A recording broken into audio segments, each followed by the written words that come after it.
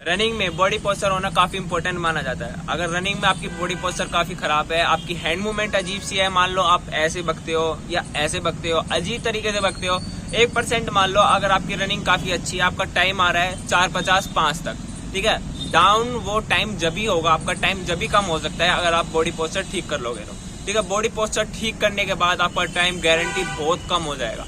इन 1 week आप एक बार इस चीज को अपनाओ। इन 1 वीक, मैं ज्यादा नहीं बोलता, 1 वीक अपना के देखना, फिर आप अपने आप में इंप्रूवमेंट देखना कि कितना इंप्रूवमेंट होता है, ठीक है। जय हिंद, मैं अभय सिंह तेवतिया और आज की वीडियो में यही बात करेंगे कि हैंड मूवमेंट कैसी होनी चाहिए रनिंग के अंदर, ठीक है। और एक एग्जाम्पल के साथ मैं आपको बताता हूँ। अगर गाड़ी टेढ़ी मेढ़ी चलती है तो वो ज्यादा दूरी नहीं तय कर पाती, ठीक है, उसका पेट्रोल जल्दी खत्म हो जाता है। और वो गाड़ी सीधी चलेगी, एक पोस्चर में चलेगी तो वो जल्दी ज्यादा दूर तय कर पाएगी जितना नॉर्मल वाले से, ठीक है। तो इसलिए बॉडी को हमें सीधा चलाना है, जितना बॉडी सीधा चल सकता है। तो सबसे पहले आज इस वीडियो में पार्ट 1 में हम सिर्फ हैंड मूवमेंट के ऊपर बात करेंगे और नेक्स्ट पार्ट में आपके लेग के लिए और जो अलग अलग पार्ट है उनके लिए, ठीक है। तो लास्ट में बोनस टिप भी रहेगा, तो वीडियो में बने रहे, चैनल सब्सक्राइब कर लें। ऐसे फिटनेस, स्पोर्ट्स और आर्मी वाली वीडियो हम निकालते रहते हैं। और इस वीडियो को लाइक कर देना और कमेंट करके जरूर बताना भी 1600 मीटर का टाइम आपका क्या चल रहा है। तो चलो वीडियो स्टार्ट करते हैं।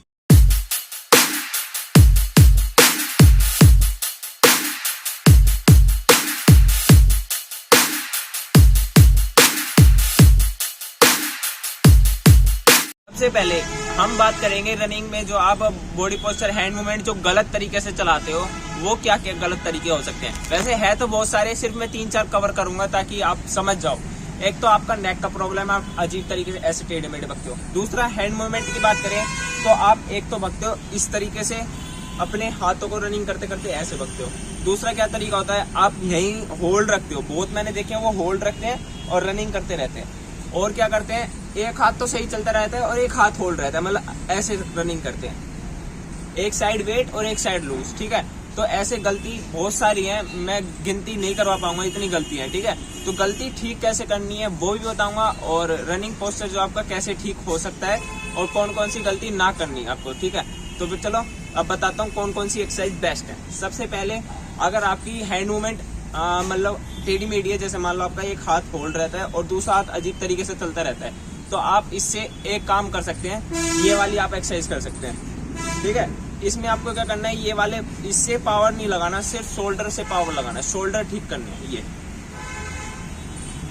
इसके 2 फायदे, एक तो आपकी हैंड मूवमेंट जो ठीक हो जाएगी, साथ साथ आपके शोल्डर काफी मजबूत हो जाएंगे। रनिंग में अगर आपके शोल्डर जल्दी भर जाते हैं तो वो भी ठीक हो जाएंगे। दूसरी एक्सरसाइज आप ये कर सकते हो, ठीक है। जब आपके ये इक्वल चलने लग जाए ना, इक्वल बराबर, ठीक है, तो उस टाइम समझ लेना आपकी हैंड मूवमेंट की जो मतलब बैलेंसिंग है ना, वो बैलेंस ठीक हो गई।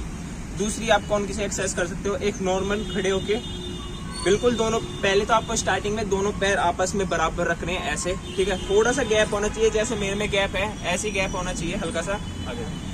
और फिर आपको हैंड आगे और बॉडी हल्की से आगे डाउन करके ईजी करना है, फास्ट नहीं, ठीक है।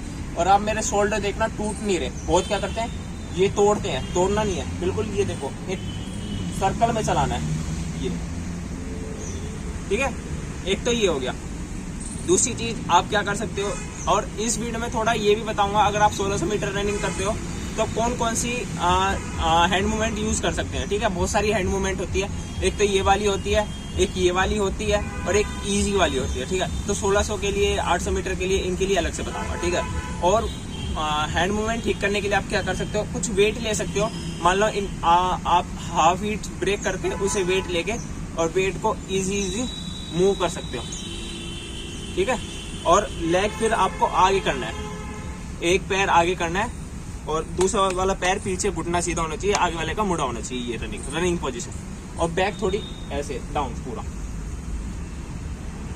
मेरी हैंड मूवमेंट देखो टूट नहीं रही है बिल्कुल, ठीक है। और फिर लेग चेंज कर लो दोबारा।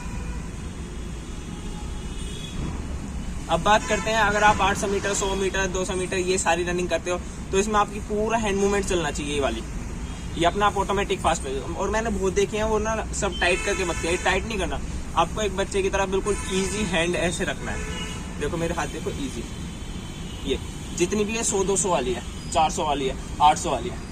अब बात करते हैं 1600 मीटर वाली। जितने भी 1600 मीटर वाले धावक हैं वो एक मूवमेंट यूज करना, वो करना बिल्कुल इजी, ये वाली, यही इधर बिल्कुल छाती के पास रखना है ये